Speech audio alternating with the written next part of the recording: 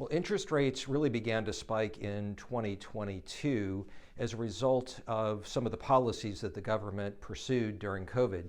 You see, it's hard to figure out exactly how much stimulus the government should apply in a crisis.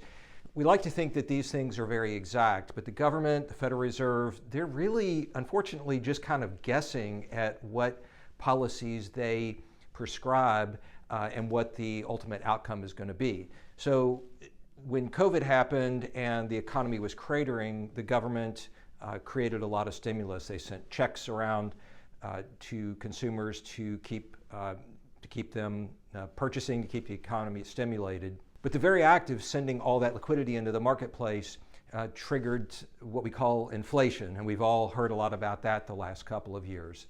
So when inflation began to run hot because we probably put too much stimulus into the economy, the Fed had to raise short-term rates to try to soak up some of that liquidity or pull some of that back in to try to tame inflation.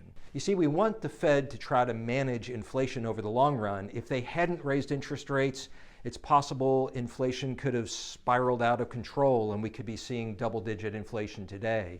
In fact, because they raised rates, inflation came down from a peak of almost 9% down to just above 3% today. So that's a good thing from an inflationary perspective.